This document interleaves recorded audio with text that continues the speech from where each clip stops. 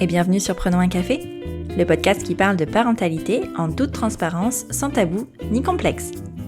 Je m'appelle Élise Bulté et chaque mardi, je reçois un ou une humaine concernée de près ou de loin par la parentalité, pour échanger sur des sujets souvent éloignés des contes de fées, mais toujours passionnants et criants de vérité. Avant de vous parler de mon invité du jour, sachez que vous pouvez désormais soutenir Prenons un café sur Tipeee. J'ai très envie d'emmener le podcast encore plus loin, mais pour ça, j'ai besoin de vous. Alors si le cœur vous en dit, vous pouvez entrer dans l'aventure avec quelques euros. En échange, de nombreuses contreparties trop sympas vous attendent. Un merci tout spécial à Clémence, Benjamin, Louise, Sylvana et Laure, qui font partie des tout premiers supporters. Pour faire comme eux, rendez-vous sur la page Tipeee de Prenons un café. Aujourd'hui, je vous propose de faire la rencontre de Marion. Derrière la timidité de Marion se cache une personnalité incroyable de force et de résilience. Son parcours vers la parentalité n'a pas été simple. Diagnostiquée du syndrome des ovaires polykystiques, elle a dû vite faire le deuil d'une grossesse spontanée pour entrer dans un parcours semé d'embûches, la procréation médicalement assistée. Après plusieurs essais et une fausse couche, bébé Zéphyr s'accroche. Ça y est, le rêve est enfin là. Mais au 4e mois, l'amoureux de Marion fait un AVC qui chamboule un peu cette grossesse. Heureusement, Maxou, comme l'appelle tendrement Marion, s'en sort très bien et ils peuvent accueillir leur premier petit garçon. Quelque temps plus tard, ils ont envie d'agrandir la famille.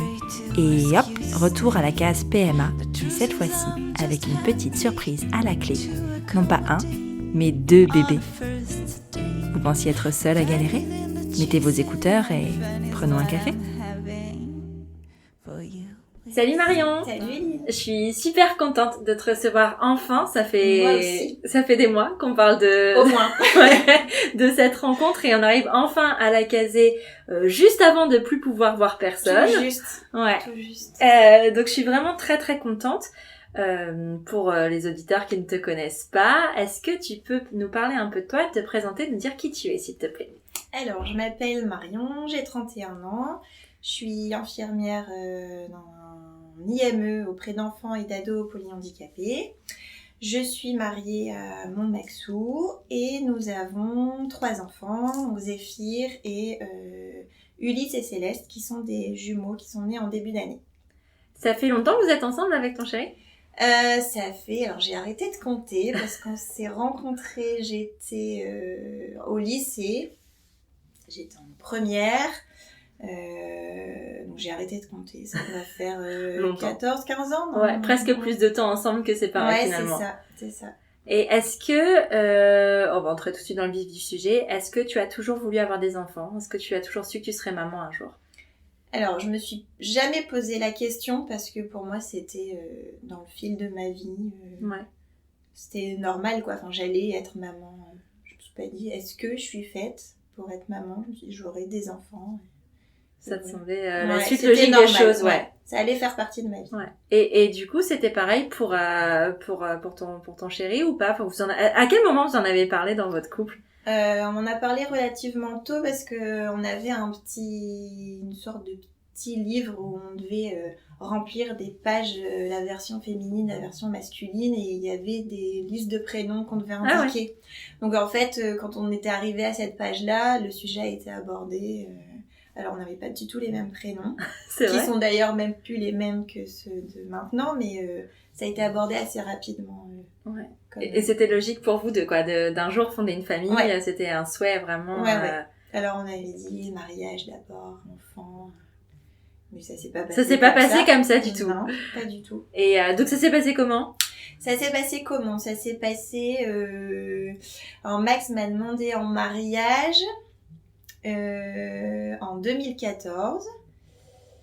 Et on a commencé dans la foulée à parler d'enfants. Ouais. Et alors de là, on est suivi des difficultés, on en parlera peut-être après. Ouais. Mais je dirais quelques mois après. Et en fait, on s'est mariés que là récemment, en 2018. Ah ouais, il y a eu 4 ans du coup, mais entre-temps, vous avez eu votre premier petit garçon. C'est ça, Zéphyr. Combien de temps il a mis pour arriver, ce petit Zéphyr? Alors, combien de temps il a mis 2 ans, je pense. En fait, une fois qu'on s'est décidé, on a commencé à faire une fixette là-dessus. Il se trouve que moi j'ai les ovaires polykystiques et ça dérègle l'ovulation.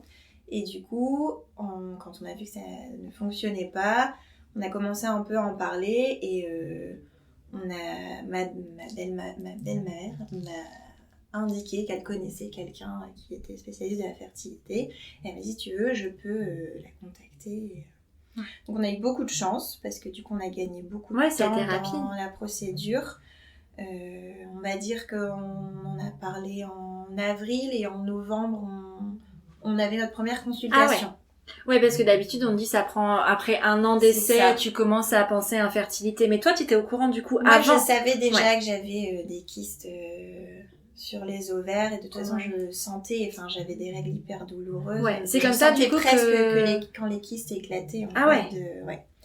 Donc je savais que ça allait merder à un moment, mais je pensais pas à ce point-là. Ouais.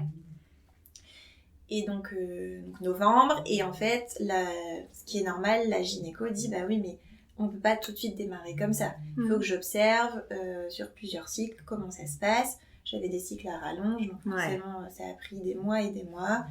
Et en fait, il se trouve que j'ovulais pas. D'accord. On avait beau essayer ce qu'on voulait. Mais finalement, heureusement que vous avez eu ce rendez-vous très rapide parce que... c'est ça. Ouais. Et donc on a commencé des cycles dans le vent. Après on a commencé donc tous les examens, hystérosalpingographie, spermogramme, tous les trucs pas très agréables où là tu commences à te dire mince quoi. Ouais, c'est pas ça t'avais jamais entendu et puis l'ambiance dans les salles d'attente, on n'ose pas trop se regarder, tout le monde regarde ses pieds, enfin on a commencé à côtoyer un peu toute cette ambiance là et waouh, on s'est dit c'est un peu violent. Ouais.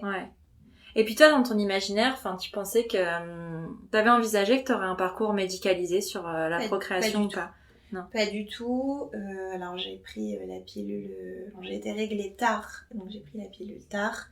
Mais il y a quand même eu plus de 10 ans de pilule. Ouais. Donc je m'étais dit le temps de quelques cycles pour éliminer et puis voilà quoi.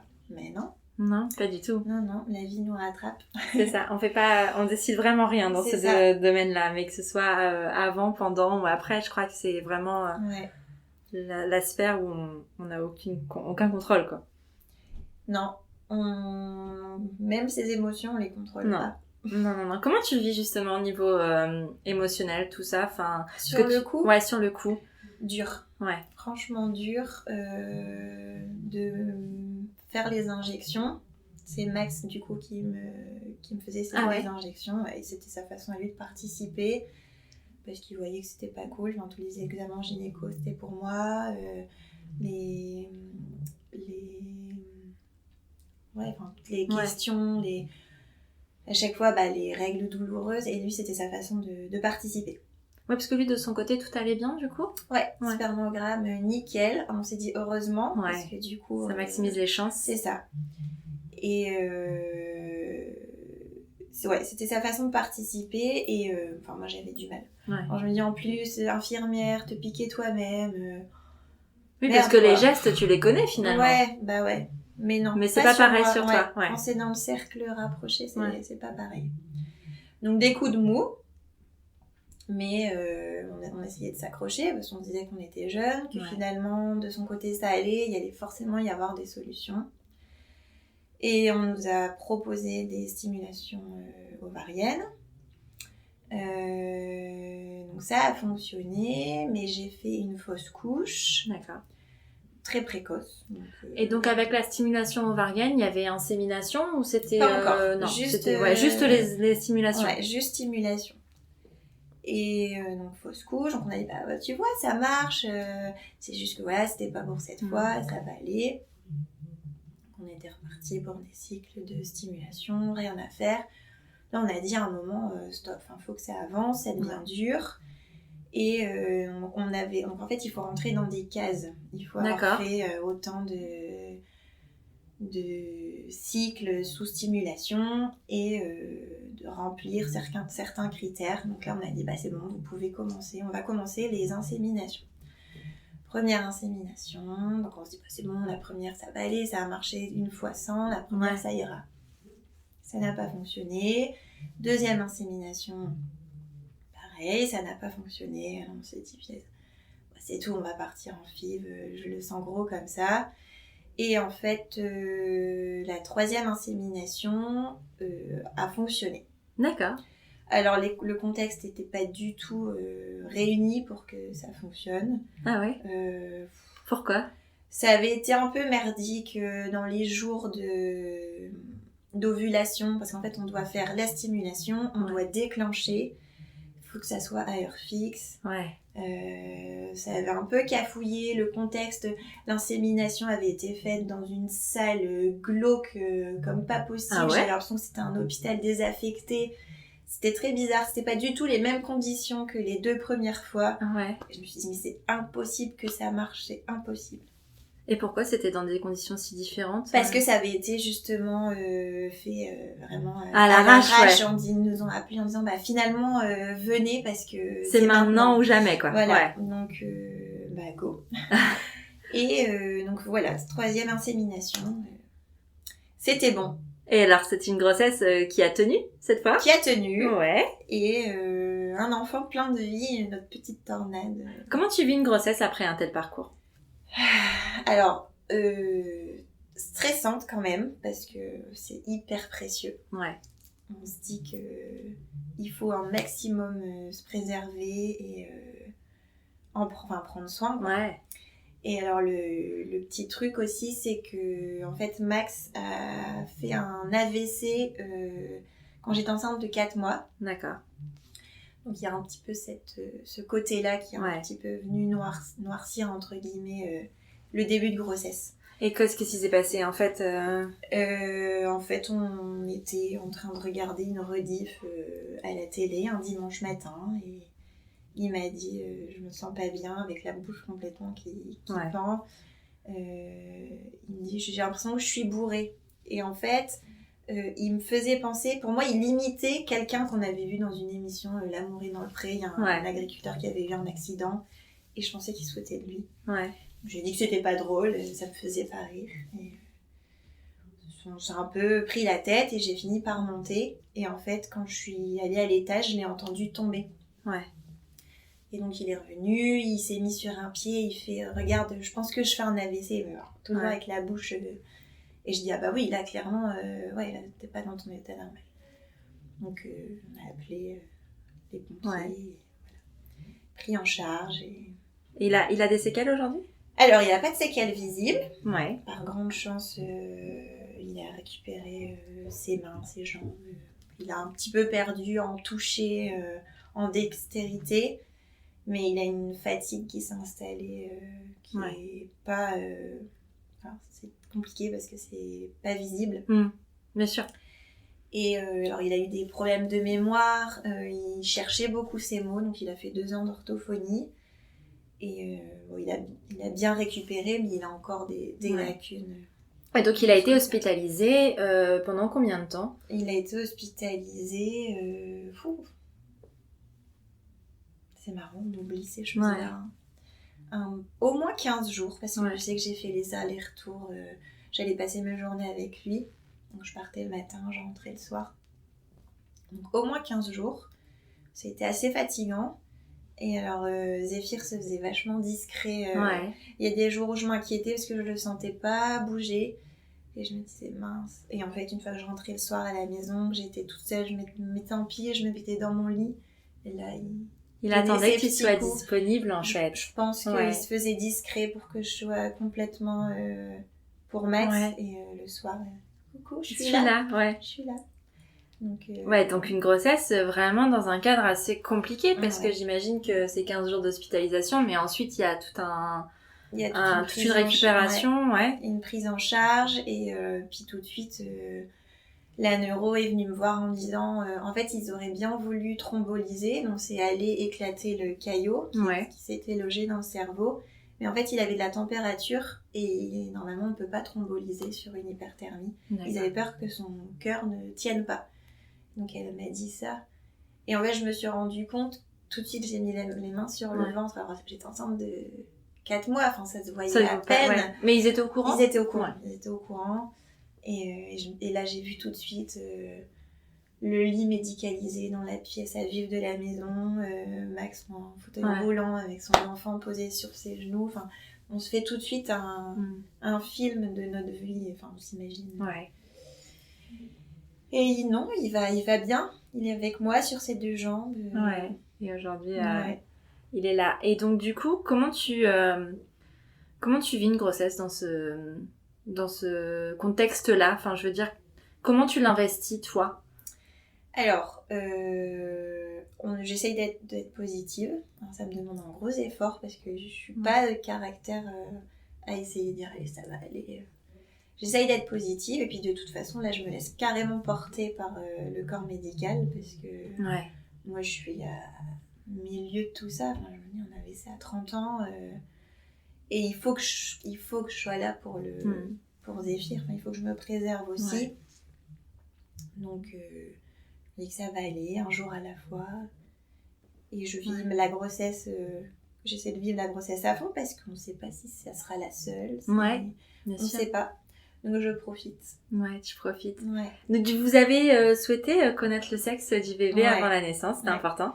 Trop important. Moi, je suis trop curieuse et en ayant fait un parcours PMA, j'ai besoin de me projeter et de préparer et de visualiser. Alors, pas d'imaginer parce que c'est pas bon non plus. Non, tu sais jamais comme tu imagines de toute façon. Mais de visualiser un peu, préparer la chambre, la garde-robe, même si je suis pas forcément pour les vêtements genrés, mais... Ouais, mais au moins tu mets un prénom et ce genre de choses, bien sûr. Ah si, moi j'ai besoin de savoir le sexe. Et Max aussi, donc ça tombait très bien. Est-ce qu'il a pu assister du coup aux examens d'hiver ou alors est-ce que tu as dû vivre tout ça toute seule? Non, il était avec moi. Ouais. Il est très présent. Malgré tout ce qu'il y avait autour, il a pu assister à ça. Ouais, malgré tout ça. Tout le temps, on a tout fait à 2. Et du coup, la grossesse se passe et l'accouchement. Alors, l'arrivée de ce bébé. Alors c'est Max qui m'a dit bon là il faut qu'on y aille à la mat parce que c'est vrai. Ouais. En fait on s'est couché un soir, j'avais des contractions, on s'est mis un film en disant on sait tout ça va passer, ça passait pas, je suis allée prendre un bain, ça passait pas. On dit bon allez c'est tout, on se couche parce que s'il faut partir faut qu'on soit en forme. Donc on s'est couché. Et puis, il m'entendait me retourner dans le lit. Au bout d'un moment, il dit non, Marion, là, on y va. Au pire, on y va pour rien, mais on y va. On était déjà allés plusieurs fois parce qu'on a eu des fausses alertes. Ouais. Et il dit c'est pas grave, on y retourne peut-être une fois de trop, mais là, on y va. Tu tiens pas en place, c'est pas possible. Et arrivé là-bas, les contractions sont devenues très douloureuses. Mais vraiment très douloureuses. C'était bon gros travail qui arrivait, Et on est passé tout de suite en salle, j'ai même pas fait les différentes salles. Non, ça a été vite. Ça a été vite? C'est plutôt une chance, ça c'est plus comment tu l'as vécu. Ils ont fait l'examen, ils nous ont dit vous repartez pas quoi, vous restez, c'est pour aujourd'hui. Ouais, donc c'était vite. Ouais. Il arrive en combien de temps? On est arrivé à la mat, il était 4h, il est né à 11h. Ah oui, donc, pour un bon... Ouais, alors l'accouchement lui-même, j'ai poussé pendant 45 minutes quand même. L'accouchement en lui-même a été un peu hard. Ils ont dû venir avec des forceps, j'ai fait une hémorragie de la délivrance, donc ils ont fait sortir Max de la salle. Ça a été un peu compliqué, l'accouchement en lui-même, mais ça m'a pas traumatisée. Non. Et donc du coup, vous commencez votre vie de parents tous les 3. Comment ça se passe? Comment tu vis ton postpartum? Alors plutôt bien. À mon grand étonnement, pas stressée. Non. En fait, on a démarré l'aventure de l'allaitement, où je me suis dit je vais essayer et puis on verra où ça nous porte. Et ça s'est hyper bien passé. Je me suis pas trop posé de questions. Alors j'avais la chance, dans mes petits coups de mou, Max était là, en me disant c'est toi, c'est ton corps. Si tu le sens plus, c'est tout, tu t'arrêtes. Si t'as besoin, je suis là, tu me dis. Donc ça s'est bien passé. Alors j'ai très vite perdu mes kilos de grossesse. Ah ouais. Parce que voilà, c'est une nouvelle vie, donc puis l'allaitement, et l'allaitement. Alors on n'est pas égal sur ça, mais en général, enfin ça arrive souvent. Moi ça m'a fait ça aussi. Tu perds quand même vachement plus parce que tu donnes tellement de calories en fait. Enfin, ton bébé pompe pas mal, donc c'est vrai que. Et en fait, c'est une nouvelle vie, une nouvelle organisation. Ouais. Alors il fallait prendre le temps de se poser pour manger, mais je pense que j'assimilais pas pareil. Ouais. Et pour ça, j'ai eu beaucoup de chance. J'ai perdu tous mes kilos, voire plus. Où à un moment, en fait, je le voyais pas sur moi, mais c'est sur les photos où je voyais commencer un peu à apparaître mes os et tout ça. Et je me disais, ah ouais, quand même. Ouais, ça fait bizarre. Ça fait bizarre, ouais. Et du coup, bon, après, avec la diversification, tout ça, il a commencé à moins téter. On a quand même tenu 7 mois. Ouais. Mais après, je me suis remplumée un petit peu. Mais ouais, ça pompe une énergie... assez incroyable. Et c'est vrai que, parce que tu vois, souvent quand t'entends beaucoup les histoires de j'ai du mal à perdre mes kilos de grossesse ou ce genre de choses, tu t'attends pas forcément à ça, finalement. Ouais, alors je pense qu'il y a un truc qui a fait que ça m'a pas mal aidé, c'est que Zéphyr avait une intolérance aux protéines de lait de vache. Du coup, j'ai complètement radié les produits laitiers de mon alimentation. Et du coup, je pense que ça a beaucoup aidé. Ouais, forcément, il y avait moins de gras. Ouais, complètement. Et alors, sinon, niveau postpartum, j'avais, alors les premiers jours après l'accouchement, la sensation du ventre mou et vide, c'est un truc qui m'a vraiment marquée. Et donc, j'appréhendais après, je me suis dit, pour quand j'aurai mes jumeaux, qu'est-ce que ça va être cette sensation-là. Ouais, parce que du coup, t'as plus de... on va en reparler, mais... Et alors ça, c'est vraiment un truc qui m'avait marqué d'avoir eu un ventre bien rempli. Et les premiers jours, tu touches et t'as l'impression que tu vas passer à travers ton corps. Ça, c'est vraiment une sensation waouh, bizarre. C'est marrant ça. Ouais, c'est un truc qui m'a vraiment marqué. Alors, vous vivez votre petite vie tous les trois. Est-ce que toi, dans ta tête, ta famille serait composée forcément de plusieurs enfants ? C'est quelque chose que t'avais toujours imaginé ? On avait dit 2, c'est bien, si on a la chance d'avoir un deuxième enfant. 3, pourquoi pas. On a plusieurs fois rigolé sur les jumeaux, parce qu'on sait que quand on fait de la PMA, on prend entre guillemets le risque d'avoir une grossesse double. On le savait, on prenait ce risque-là. On en a rigolé. Mais oui, plusieurs enfants. On voulait une tribu. Ouais, c'est ça. À quel moment vous avez décidé donc de vous lancer dans l'aventure du deuxième enfant ? Parce qu'au début, tu te lances dans une aventure d'un deuxième enfant, pas forcément de multiples enfants. Alors, on s'est mariés en mai 2018 et on est parti en voyage de noces en octobre. Ok. Et pendant le voyage de noces, on a dit ce serait quand même l'idéal. Là, Zéphyr avait quel âge du coup ? Il avait un peu plus de 18 mois. Ouais, d'accord. On a dit pourquoi pas. Si ça marche tout de suite, tant mieux. On revient avec un bébé des États-Unis, c'est parfait. Si ça marche pas, on aura un petit peu anticipé et puis on verra début d'année où ça nous porte. En plus, ça devait à peu près bien tomber si j'ovulais correctement. Par rapport au calcul, on a dit allez, on tente et puis on verra. Et non. On est rentré sans rien et puis les mois ont passé. Ouais. Vous avez pas recontacté tout de suite la clinique de fertilité ? Pas tout de suite. Non. En fait, on avait demandé la dernière fois on l'a vu, quand on aura un projet de deuxième enfant, est-ce qu'il faut se réinquiéter tout de suite ? Ou elle avait dit non, faudra réessayer parce que peut-être que d'avoir lancé une grossesse, ça régularisera les cycles. On verra à ce moment-là. Et puis, parce qu'on entend souvent, parfois c'est grossesse surprise qui arrive après un long parcours par exemple, ce genre de choses.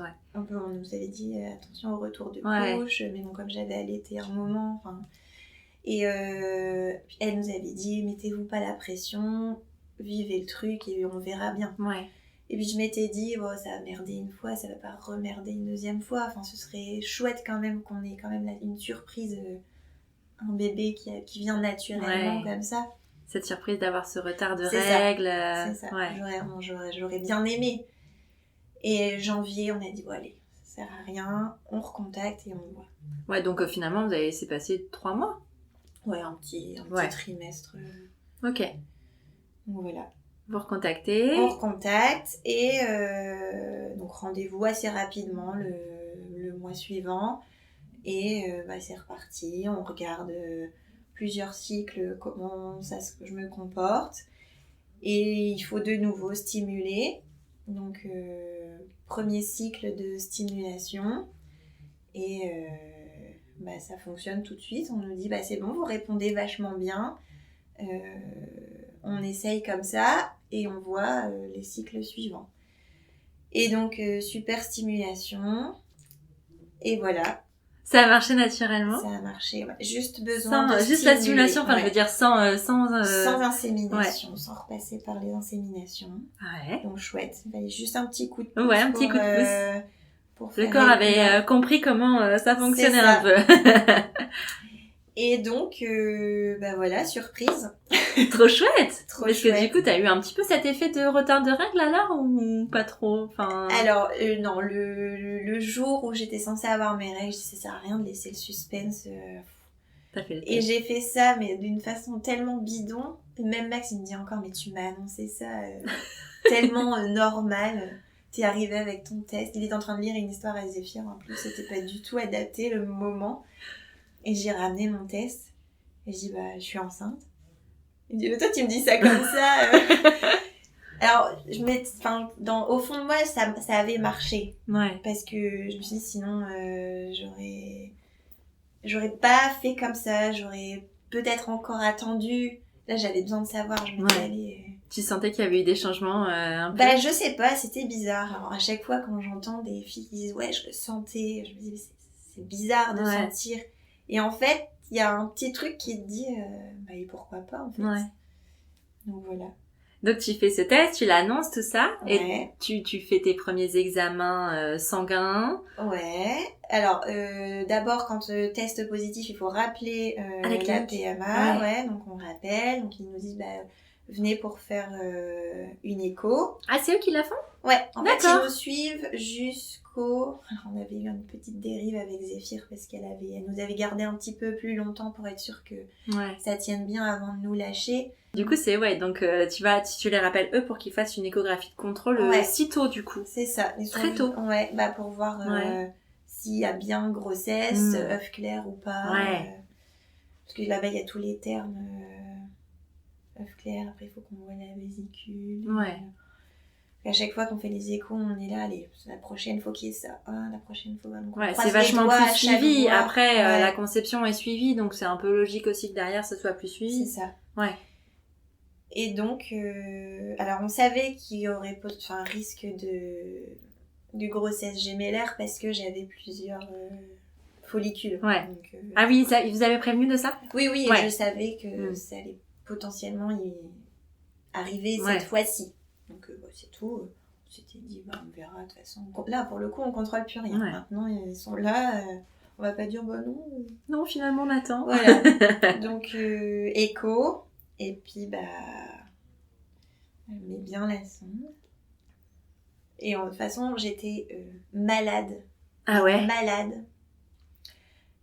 Plus qu'à Zéphyr. Alors, Zéphyr, j'avais été malade. Je me suis dit, waouh, pas cool quand même. Ouais. Mais là, jour et nuit. 2 fois plus, quoi. Jour et nuit, à vomir. De toute façon, j'étais dans mon lit, dans le noir. Et Max et Zéphyr me ramenaient de temps en temps un petit bol de coquillettes au ketchup pour dire que je mange un petit peu. Non, bien malade. Ah, et vraiment pas un début super cool. Non, on s'est dit, c'est pas possible, il y en a pas qu'un. Pour être malade comme ça. Alors, je sais qu'il y en a qui sont fort malades même avec un seul bébé. Mais là, on savait qu'il y avait cette potentialité-là et on s'est dit. Et puis, mes taux étaient. Ah oui, beaucoup plus élevés, ouais. On m'a dit, waouh! Et ça n'a pas manqué à l'écho. Du coup, c'était pas une surprise. C'était pas vraiment une surprise. Non, mais vous étiez prêts, finalement, à ça. Ah ouais. Flippé, mais j'imagine. Complètement flippé, mais prêt. Ouais. Vous l'avez annoncé comment, votre entourage, que vous aviez plusieurs bébés? Comment on l'a annoncé? Parce que ça aussi, c'est un truc. Les réactions de l'entourage, parfois, c'est pas toujours agréable, d'ailleurs. Il y a des réactions qui peuvent être un peu... Enfin, qui renvoient leur propre peur, en fait, finalement. C'est ça. Et puis, les générations au-dessus ont peur financièrement. Et puis, on travaillait tous les deux. Et comment vous allez faire Ouais. Et alors, comment ils l'ont pris? Surprise. Ouais. Ah, eux, ils s'y attendaient pas du tout? Non. Non. Non, parce qu'on n'en avait pas parlé avec eux directement. Ouais. Alors, je pense qu'ils se doutaient aussi qu'un jour, ça pouvait arriver avec notre parcours de PMA. Mais ils se disent aussi peut-être qu'on contrôle tellement beaucoup maintenant la PMA qu'on peut peut-être contrôler cette part-là aussi. Ouais. Sauf que, non. C'est quand même éthique, quoi. Oui. Je sais que pour avoir discuté, tu sais, avec Laura qui a eu des triplés, à partir de 3, ils te posent la question si tu veux tous les garder ou si tu veux... Oui, parce qu'il y a un vrai risque. Et pour la maman, et pour les bébés. Mais pour les jumeaux, ils demandent pas du tout. Non, ils peuvent pas en fait. C'est à partir de 3 et plus. D'accord. Ouais. Non, là, ils nous l'ont dit. De toute façon, 2, on peut pas. C'est tout. Ils étaient là. Mais oui, et puis, waouh quoi. Ouais. Waouh. Et donc, du coup, t'as été malade longtemps? J'ai été malade, alors 15 jours très fort. Ouais. Et ça a duré, à peu près tout le premier trimestre. Mais après les 15 jours, ça s'est pas mal calmé. J'ai pu sortir de mon donjon. Tu sais, j'avais l'impression d'être la princesse enfermée dans le noir. On me ramenait à manger de temps en temps. Donc j'ai pu descendre de mon donjon et commencer un peu à revivre. Et puis à encaisser le truc. Parce que là, je m'étais dit, mais pourquoi? Alors, je me souvenais avoir dit à Max, quand j'avais été malade pour Zéphyr, j'étais avec ma bassine et je lui disais, plus jamais, tu m'entends, plus jamais. Et là, je lui dis, mais punaise, et en plus, je lui avais dit, plus jamais. Et je suis en train de refaire la chose et 2 fois pire. Ouais. Mais on oublie, le corps est bien fait, on oublie, et heureusement. Ouais, c'est clair. Mais alors, comment est suivie une grossesse gémellaire? Parce que j'imagine que le suivi est différent d'une grossesse unique. Ouais. C'est vachement suivi. Ouais. Et encore, moi, comme ça se passait bien, j'ai pas eu l'impression d'être si suivie que ça. Parce que je sais qu'il y en a qui déclarent des trucs pas très cool au fur et à mesure. Et du coup... Mais ouais, c'est vachement suivi. On a des échos très régulièrement. En plus, nous, lors d'une écho, donc j'étais suivie à la maternité de Roubaix. Lors d'une écho, ils ont vu sur un des bébés, au niveau du cerveau, au cliché, il y a un truc qui plaisait pas trop. Donc, ils nous ont renvoyés vers Jeanne de Flandre, qui ont des appareils un peu plus précis. Donc, j'ai eu aussi des échos en doublon à Jeanne de Flandre. Et en fait... c'est ce qu'ils nous disent, les appareils sont tellement plus pointus et sont de plus en plus pointus qu'on voit des choses qu'on voyait pas avant et que on pourrait s'inquiéter alors que si ça tombe, toi et moi, on a ce truc-là et on vit très bien avec. Ouais. Oui.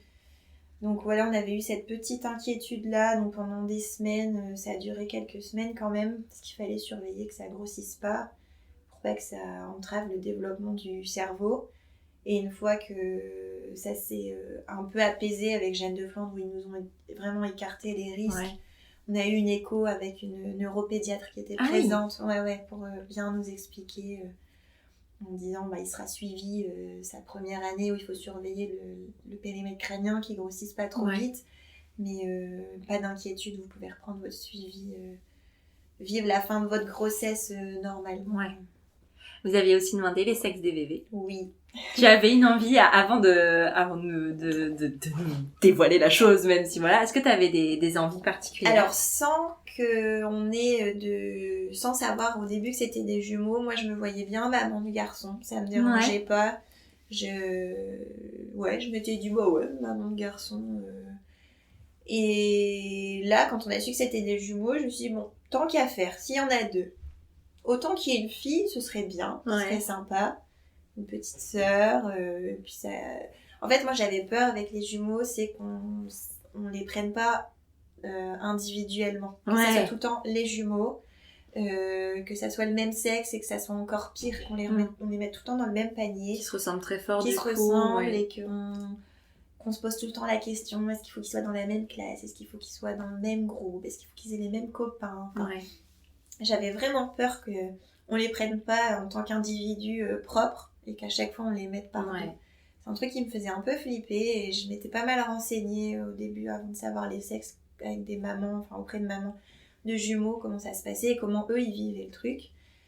Et donc j'ai vite été rassurée quand on nous a dit que c'était un garçon et une fille. Il y avait moins de possibilités. Voilà, ça. Tout de suite ça m'a rassurée. Ça les individualisait un peu plus. Ça. Et je me suis dit trop bien, une petite fille, ça va être chouette. Ouais. Et vous aviez trouvé les prénoms très vite ? Alors on avait déjà commencé notre petite liste avant de savoir qu'ils étaient deux, c'était garçon, fille. Et ça c'est vite, on s'est vite mis d'accord. On avait, pour la fille, on avait déjà réfléchi à l'époque de Zéphyr. On a changé entre temps, mais le prénom faisait partie de la liste. Ouais. Alors c'est marrant parce qu'on avait 2 duos. En fait, on voulait que les prénoms aillent bien ensemble. Et en fonction, c'était les 2 prénoms ou 2 autres prénoms. Ah oui, mais on mélangeait pas les 2 autres ensemble. Enfin, pour nous, ça n'allait pas. C'était drôle. Quand on en parlait, ça n'allait pas ensemble. Ouais, quand tu les appelles, parce que mine de rien, tu les appelles quand même souvent ensemble. Faut que ça c'est mise. ça. Ouais, bien sûr. Le duo est tout le temps ensemble dans nos conversations. Ah oui. C'est pour l'instant... Comme ils sont encore petits, pour l'instant, c'est pas. Puis même quand tu les récupères à l'école ou à la crèche, tu dis, je suis la maman de un tel et un tel, ça, tu vois, donc c'est... Et puis même l'ordre dans lequel on dit... lequel tu le dis, c'est toujours le même. Mais il y a des trucs, on réfléchit, parce que c'est pour leur vie, c'est ça. C'est un prénom pour leur vie, donc... C'est clair. Et alors, tu dis que ta grossesse s'est bien passée, un suivi assez classique, et l'accouchement, alors, un accouchement gémellaire est possible en voie basse ? Bien sûr. Possible en voie basse, alors ça dépend de la position des bébés. Il faut que le bébé le plus bas soit pas en siège. D'accord. Parce que sinon ça complique, ça complique un petit peu. Nous, Ulysse a très vite pris sa place en bas, tête en bas, prêt à sortir. Il avait compris le truc. Tout de suite, il est venu se positionner, donc ça aussi, ça m'a vite rassurée. Je m'étais dit trop bien. Ça m'ouvre un petit peu déjà la perspective d'une voix basse. Et après, Céleste, elle était coincée dans une côte un peu en siège, mais... Ils arrivent à faire une manipulation. Une fois que le premier bébé est sorti, ils vont déloger le deuxième. Il y a plus d'espace déjà, parce que ton ventre est plus agrandi pour deux bébés. Elle voulait pas. Non, elle voulait pas. Elle était bien. Moi, j'ai pas décidé de sortir maintenant. Comment s'est passé l'accouchement alors ? Très bien. Hyper bien. Donc en fait, on est arrivé à minuit et ils sont sortis à 6h30, j'avais les 2 sur moi. Ah ouais ? Ouais. Alors, le truc qui était un petit peu, pas désagréable, mais très bizarre, c'est qu'à partir du moment où j'ai passé les portes de la maternité, donc j'ai fait mon accueil, et j'ai été étiquetée la gémellaire. Donc dès que le temps du parcours, on m'amène dans la salle, dès qu'on croisait du personnel, c'est la gémellaire, ça c'est la gémellaire qui arrive à coucher. Et alors, je me suis dit, punaise, j'ai déjà la casquette mais puis juste t'es une personne quand même. Ouais, et puis de la relou, tu sais, parce que du coup, qui dit tu l'as ressenti comme ça, toi ? Ouais. Alors, tu sais, c'était la période où il y avait les grèves du personnel et tout ça. Alors déjà, j'aime pas emmerder le monde. Tu vois, j'ai toujours l'impression que j'embête le monde, et là, je me suis dit, waouh, mais il y a pas, à un moment, il faut qu'ils sortent, quoi. Bah oui. Et j'ai trouvé ça un peu bizarre, à peine arrivée. Je me dis, punaise, je suis déjà la relou de service. Ils sont pas beaucoup, parce que du coup, accouchement gémellaire, accouchement double personnel. Il faut que tout le monde soit doublé. Donc ça fait un nombre incalculable dans la pièce.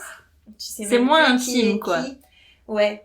Alors même si moi j'ai complètement... T'as occulté ? Ouais. Franchement, j'avais la sage-femme et le gynéco qui étaient à mes pieds, parce que c'est eux que j'écoutais, mais les autres... Et ça a été hyper vite, hyper rapide. Ulysse est sorti très facilement. J'ai poussé, mais presque rien du tout comparé à Ulysse. Je m'étais dit, mais punaise, il va falloir que je pousse 2 fois plus. Et non, ça s'est hyper bien passé. Et Céleste, par contre, elle descendait pas. Donc, ils ont fait un petit contrôle écho pour voir comment elle était positionnée. Et après, ils mettent la main et ils vont chercher manuellement... Et par contre, une fois qu'elle était délogée de ma côte, elle était coincée, il dit vite un tissu, elle arrive, elle va glisser. Alors là, elle est allée vite. Bah, le chemin était déjà fait finalement ça, avec son frère. Il n'y avait plus qu'à passer. C'est ça. T'as pas eu besoin de pousser du coup pour elle? Il m'a dit surtout ne poussez pas. Vous me laissez faire. Ok. Et alors c'était pas douloureux parce que j'avais une péri. Ouais.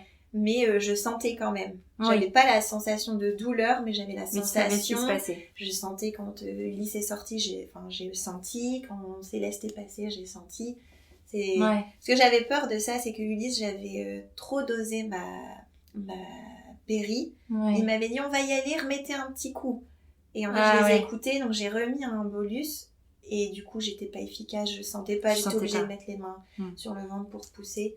Et j'avais un peu peur là pour cet accouchement-là. Et au final, je me suis dit, cool, ça va aller. Le bon combo, et en fait, ça s'est fait hyper facilement. Ouais. Franchement, mes 2 accouchements n'ont rien à voir. Et l'accouchement de Ulysse et Céleste s'est beaucoup mieux passé que l'accouchement de Zéphyr. Ouais. Et les contractions sont venues spontanément ou c'est un accouchement programmé? Non, spontanément. Ouais. J'ai accouché à 38 semaines. Donc, un beau terme, hein? Ouais. Parce qu'on dit souvent qu'ils arrivent un peu plus tôt, les petits les jumeaux. J'avais peur. En fait, à chaque fois, on me disait, bon, il faut que je tienne Noël. Après, donc, on veut d'abord passer le test pour sortir de la prématurité. Ouais. Et après, on rajoutait l'échéance. Et au final... Parfait, quoi. Ouais. Du coup, pas de néonate, pas de couveuse, pas de tout ça. Rien du tout. Non, rien. Cool. Franchement, un accouchement génial.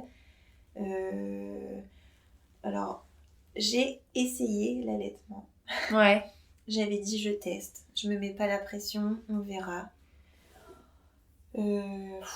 C'est pas pareil avec 2. Bah, c'est pas pareil et je sais pas, je me sentais pas aussi cool. Je pense que je m'étais trop projetée sur l'après, que ça allait être compliqué. Ouais. Et en fait, comme on a déjà un premier enfant, oui, en plus. Max est pas resté tout le temps avec moi comme pour Zéphyr. Il est reparti un petit peu à la maison. Alors, on a eu un sacré coup de main de la famille. Ouais. Mais voilà, fallait pas délaisser Zéphyr, donc il repartait un petit peu à la maison. Ouais. Dès qu'il quittait la chambre, mais j'angoissais. Je me dis, mais punaise, comment je vais les placer tous les deux, parce qu'il faut les installer. Il y a des positions un peu spéciales. Céleste, elle s'endormait au sein, elle mangeait pas. Ulysse, il s'énervait parce qu'il n'y avait pas assez. Et ça pleurait. Et je me dis, mais je vais jamais y arriver. Et on m'a proposé d'instaurer un allaitement mixte. Donc j'ai dit, bah oui, on va essayer. Et à partir du moment où je les ai vus, après le premier biberon, que j'ai vu qu'ils étaient repus, qu'ils dormaient, moi j'étais hyper soulagée. Je me suis dit... T'es en train de la facilité, quoi. Je me suis dit, t'es en train de pourrir ton séjour à la maternité. Parce que dès que Max quittait la chambre, j'angoissais, j'étais pas bien. Et je les voyais, ça n'allait pas. Alors en plus, il fallait que Céleste grossisse pour qu'on puisse sortir. C'est minimum 5 jours, des jumeaux. D'accord. Si tout va bien. Et c'était long, les journées étaient longues. Et je me dis, mais il faut qu'elle mange, sinon on sortira jamais. Ouais, t'étais dans un cercle vicieux de stress et d'angoisse. J'étais pas bien. Franchement, j'étais pas sereine avec l'allaitement. Et j'avais dit, bon, souviens-toi, tu t'es dit, t'essayes, si ça va pas, t'arrêtes. Et c'est tout. Bah oui. J'ai dit, stop. Ouais. J'ai fait mes 7 mois avec Zéphyr, je suis contente. Parfois, quand j'y pense, je me dis, punaise, ça aurait pu être cool quand même. Ouais, mais quand tu y penses, t'idéalises un peu aussi la chose, tu vois. Ouais, et puis... Mais après ça, puis ouais. Et puis des fois, je me dis, en fait, j'aurais pu essayer qu'avec Ulysse. Céleste, elle prenait pas assez, c'est tout. Et après, je me dis, non, parce que j'aurais passé plus de temps avec Ulysse, moins avec Céleste. Et en fait, je pense que c'est un peu le problème perpétuel des mamans de jumeaux, c'est qu'on a tout le temps l'impression de passer plus de temps avec l'un que l'autre et d'essayer d'être égal avec... Et non, là, je me dis, c'est tout. Ouais. On est bien comme ça se passe hyper bien. Bon, ils sont pas fans de leur biberon, hein. C'est pas des grands gourmands de lait, mais... Oui, mais après, tu fais aussi avec ce que tu peux. Enfin, puis là, t'as choisi la solution de la sérénité pour rentrer tranquillement à la maison. Il fallait que moi je sois bien pour que je m'occupe au mieux d'eux. C'est la clé de la maternité, hein. Si une maman va pas bien, les bébés généralement sont pas en forme non plus. Donc c'est des éponges. Ouais, complètement. Donc, j'ai dit stop, j'ai atteint ma limite, je connais cette limite-là. Là, c'est tout. Ça sert à rien de t'obstiner. J'avais acheté le coussin pour bien les installer et tout. Ouais. C'est tout. J'avais préparé et c'est tout. Voilà. Ouais. Et Zéphyr a rencontré... Parce que c'était avant le confinement, du coup. C'était avant le confinement. Ils sont nés début janvier. Donc Zéphyr a pu les rencontrer à la maternité. Ouais. Il a pu venir. Alors, il était à l'école la journée et la maman de Max et la marraine de Zéphyr alternaient les conduits. Donc, ils nous l'ont amené le lendemain. Et là, cette rencontre. Non, mais là, ça, c'est le plus beau moment. J'ai encore regardé les photos, d'ailleurs, il n'y a pas si longtemps. Mais, waouh. Ouais. Il était content d'être grand frère? Alors, sur le coup, on ne sait pas trop ce qu'il comprenait. Parce qu'en fait, il en parle encore, la maternité. En fait, c'était un nouveau mot pour lui. Ouais. Et parfois, il nous sort encore des moments où on se dit, mais en fait, il avait peut-être pas tout pigé. Ouais. Et il a tout de suite voulu prendre à bras. Il a fait son câlin et après, vite passé à autre chose, quoi. Mais, il mange. Oh, il pleure. Oh, il ouvre les yeux. Enfin, on voyait vraiment, il observait et il intégrait à son rythme. Mais il commençait à intégrer un petit peu. Ce qui a été un peu dur, c'est qu'on est sorti de la maternité le vendredi. Et ça a été tout de suite le week-end. Enchaîné un week-end. C'est ça. On s'est dit tout de suite, on sort, on enchaîne tout de suite avec les 3. Moi, ça, je l'ai eu un petit peu dur. Max, quand il y pense, il dit moi, je l'ai pas vu comme ça, mais moi, j'ai trouvé ça un peu hard. Je pense que j'aurais bien aimé que ça soit progressif, on rentre tranquillement. Et le lendemain, on dépose Zéphyr, on repasse une journée avec les bébés à la maison, on prend nos marques, et voilà, après on démarre. Mais là, tout de suite, ça a été le week-end. Mais c'est tout, ça nous a appris la vie tout de suite. Surtout que l'histoire nous dira qu'après, vous avez passé quand même... Enfin, vous étiez tous les 5 pendant le confinement. Alors moi, je prends ça comme une chance. Alors, comment t'avais décidé d'organiser ton temps? T'avais déjà pensé prendre un congé parental? Enfin, comment pour l'arrivée des jumeaux, du coup? Ouais, on avait réfléchi. J'allais pas reprendre à 100%, mais on savait pas exactement. Entre-temps, Max a cessé son activité d'ostéo parce que il était plus capable. Donc, il a fermé ses cabinets en décembre.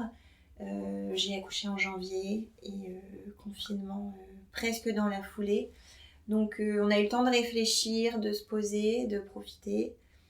Et on a décidé que j'allais reprendre à 80% si c'était possible. Tant que financièrement et que économiquement, en fonction de la situation, c'était possible de le faire. D'accord. Et du coup, donc vous rentrez à la maison. Comment ça se passe la nouvelle vie à 5 avant, donc on n'est pas encore en confinement. Comment ça se passe cette nouvelle vie à 5? Du coup, vous étiez là à la maison tous les deux? On était là à la maison tous les deux. Et Zéphyr, elle est à l'école la journée? Zéphyr, elle est à l'école. Alors, on avait un peu la haine contre l'école parce qu'il fallait mettre le réveil pour aller conduire Zéphyr le matin. Ça, c'était un petit peu dur, mais c'est tout, c'est la vraie vie. En général, c'était Max qui le conduisait le matin et moi, je restais au chaud avec les enfants. On a décidé de le laisser à la cantine pour qu'il garde ses habitudes parce qu'il allait déjà à la cantine et à la crèche, il passait ses journées complètes. Puis ne pas le perturber. Même logistiquement, en tant que parent, récupérer ton enfant à 11h30, ramener, faut on était 2, donc ça aurait pu être possible, mais on s'est dit, on veut pas qu'il ait l'impression qu'on reste avec les bébés à la maison et que lui retourne à l'école alors qu'on était tous ensemble. On s'est dit que la coupure allait être trop difficile. Dure, donc c'est tout, il a continué ses journées et il rentrait il était plein de vie, quoi. Il racontait ses journées, mais en même temps il regardait dans les chancelières, dans les couffins, il était hyper dispersé parce que il avait envie de voir les bébés, mais en même temps il fallait jouer et nous il fallait qu'on lui consacre du temps le soir, son temps à lui, continuer de garder ce lien-là. Et vous avez, ça s'est bien passé? Il a pas eu de moments un peu plus compliqués? Alors, il a pas eu de régression, parce que parfois on entend des parents qui disent il a régressé, il voulait remanger, tu vois, il y en a qui remangent des purées, ou... Il a pas eu de régression, mais alors, il cherchait notre attention. Il y a un moment où il a fait, alors c'était pas des bêtises, mais il nous provoquait, quoi. Droit dans les yeux et regarde ce que je vais faire. Ça, c'était... il cherchait de l'attention. C'est ça. Et alors, ce qui est compliqué quand on est parent de jumeaux et qu'on a déjà un enfant, c'est que quand on est deux, on a chacun un bébé. Et qu'il n'y en a pas un qui est dispo pour le premier. Donc on essayait, Ulysse et Céleste n'ont pas beaucoup pris de biberon à bras, parce que ils étaient souvent en transat, parce qu'on essayait de donner pour que l'autre passe du temps avec Zéphyr, pour que l'autre prépare le repas, on avait cette chance-là. Ouais. Et de toute façon, ils ont gardé cette habitude-là. Maintenant, ils ne prennent pas leur biberon à bras. Ouais. Ils sont dans leur transat. Ils prennent comme ça. Mais on essayait de se détacher pour garder quand même ces temps-là précieux pour nous, parce que ça reste notre premier bébé, et que lui, il en avait besoin. Et on s'est dit, c'est sa façon à lui de dire ouh, j'existe, ne m'oubliez pas. Et le confinement alors? Alors, le confinement. Alors, sur le coup, on s'est dit, mais comment on va faire? Ouais.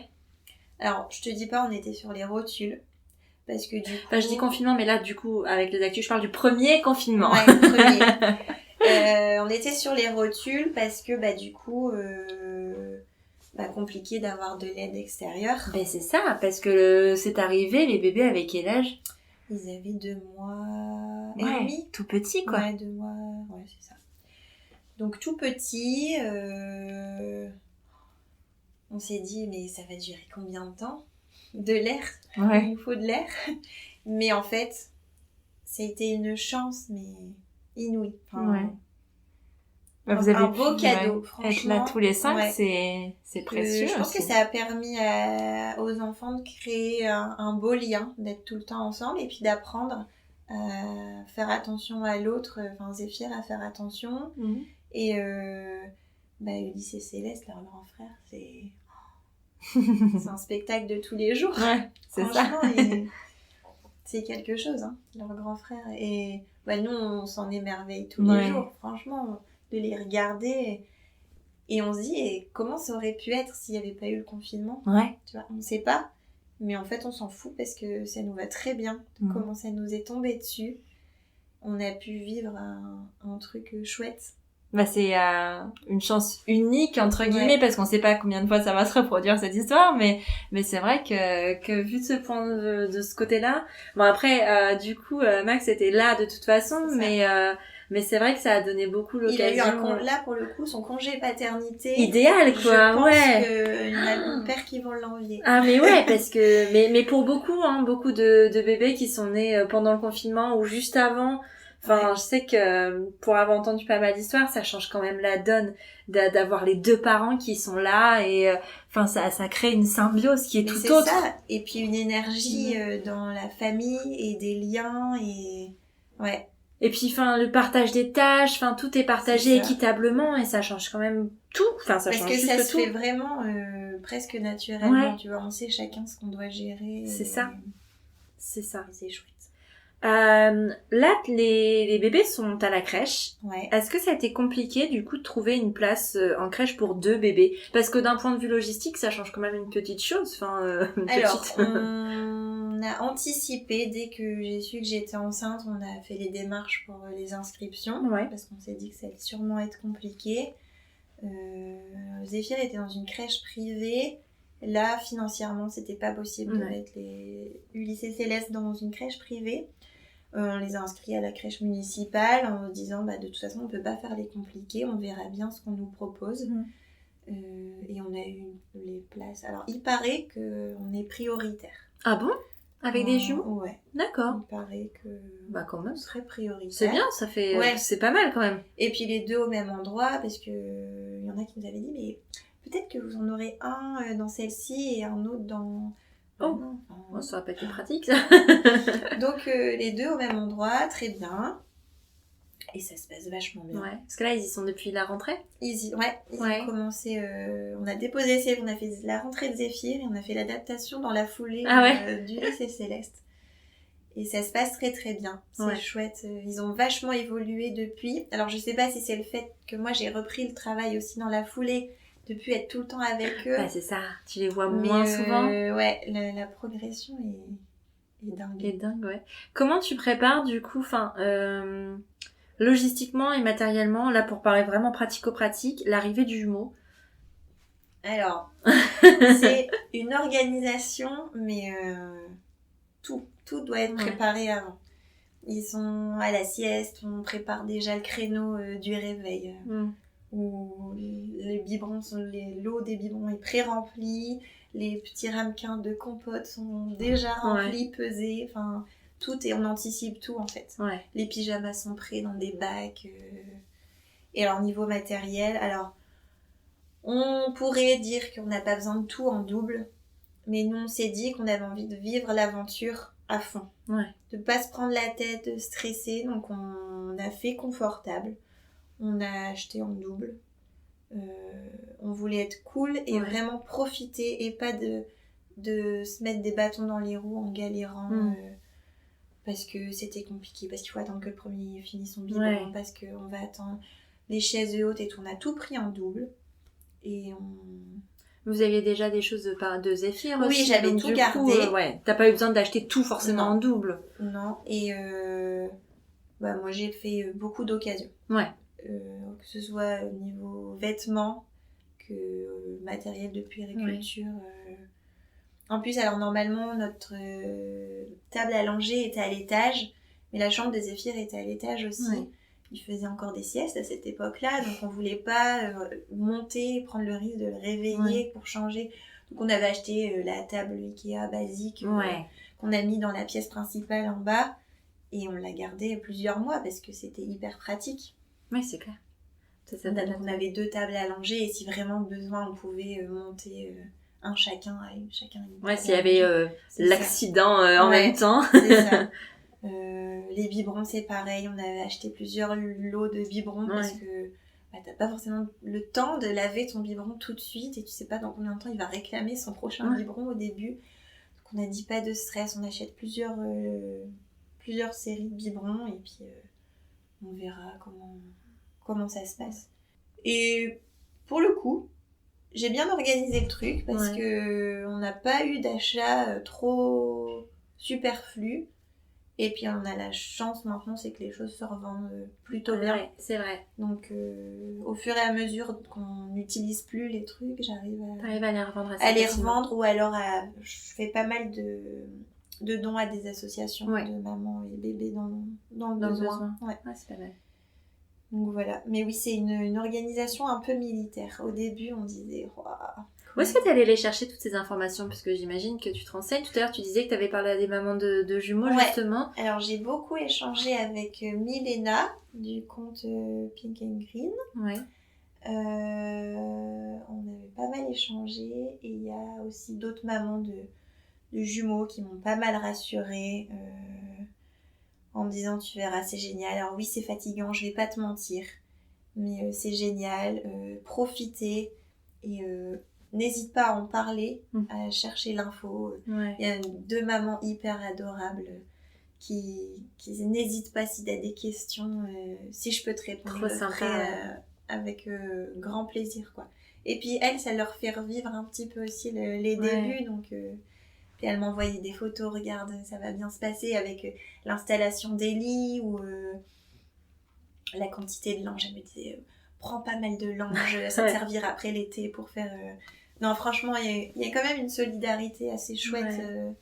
Ça sur Instagram, du coup. C'est assez facile de trouver finalement des personnes qui vivent la même chose que toi aujourd'hui avec Instagram, puisque tu as juste à taper parfois un hashtag et t'arrives à trouver des comptes, quoi. C'est cool pour ça, franchement, c'est cool. Et puis, on crée des liens. Alors, ça reste des liens virtuels, mais... Ouais, mais c'est des liens qui ont de l'importance parce que dans la vraie vie, tu connais pas forcément des parents de jumeaux, en fait. Non. C'est rare, ça reste rare. C'est ça, et je pense enfin, moi, personnellement, je poserais pas aussi facilement mes questions, je pense. Ah ouais? Ouais.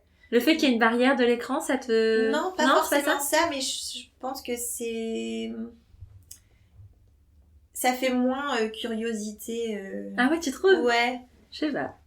J'aurais eu ce sentiment-là, je pense. Ouais. Tandis que là, ça se fait vraiment naturellement et c'est vraiment un partage d'expérience chouette. Et puis tu sais que si elles sont sur Instagram, c'est qu'elles ont déjà envie de partager aussi. Voilà, c'est ça. Donc c'est plus facile d'aller chercher l'information et de demander quand ces personnes sont déjà dans dans l'offre en fait finalement et qu'elle donne déjà plein de conseils, c'est vrai que c'est plus facile de les approcher. Il y en a qui ont été claires, elles ont dit je te dis, tu prends ce qu'il y a à prendre et le reste tu fais comme tu veux quoi.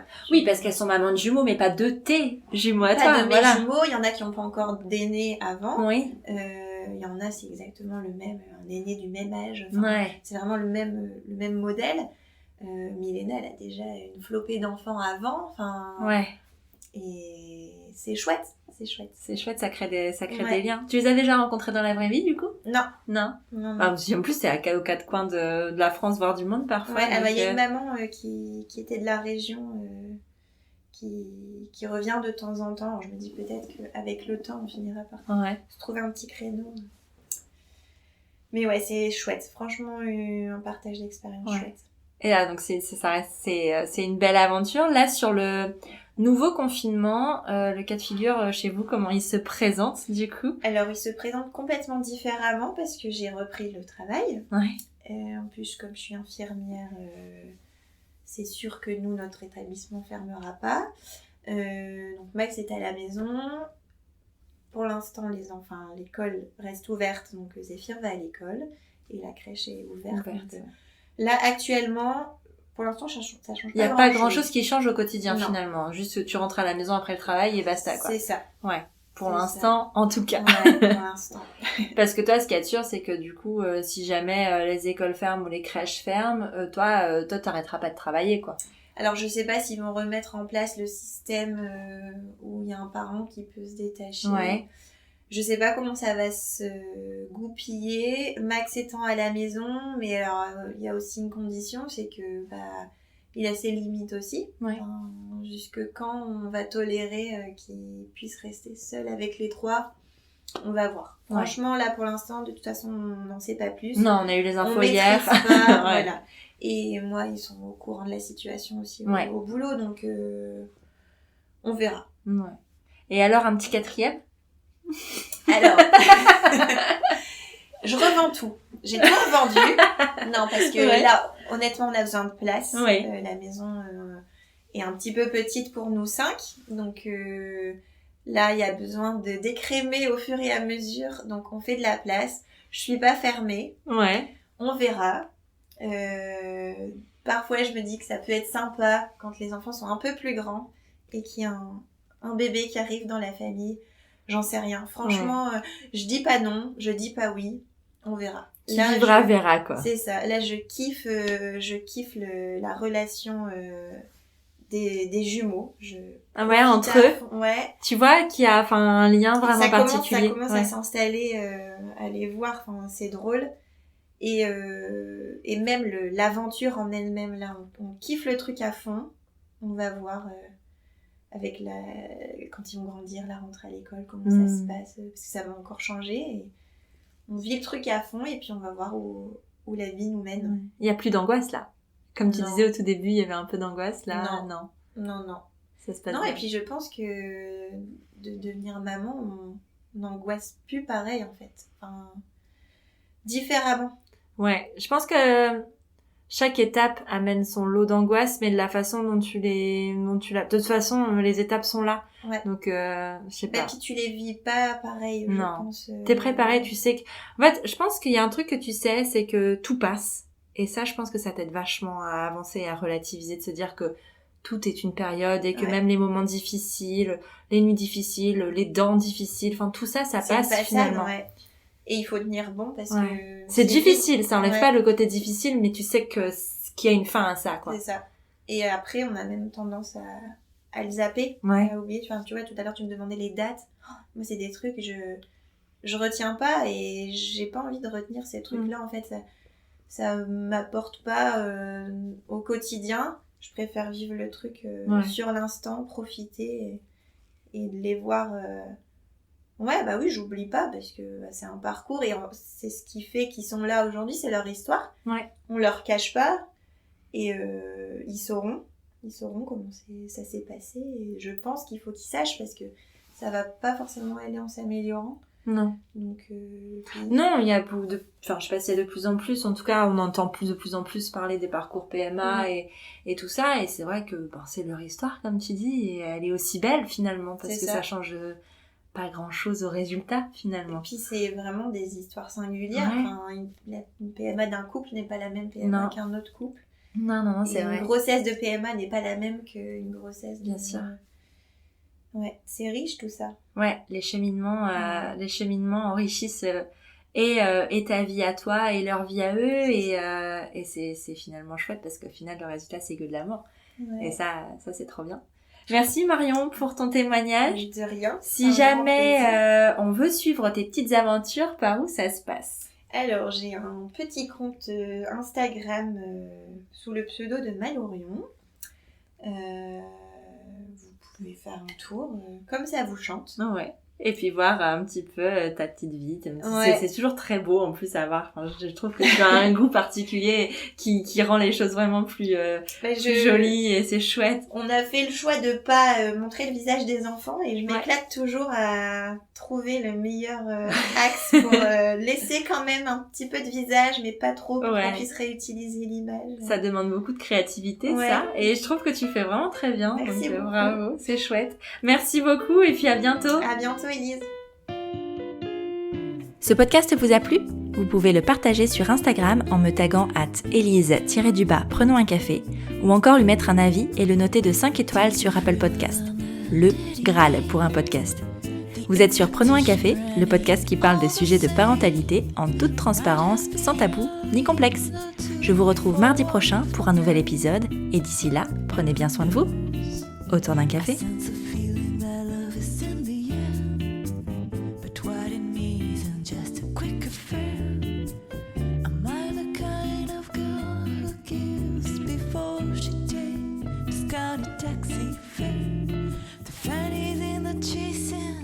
Fanny's what I'm having for you.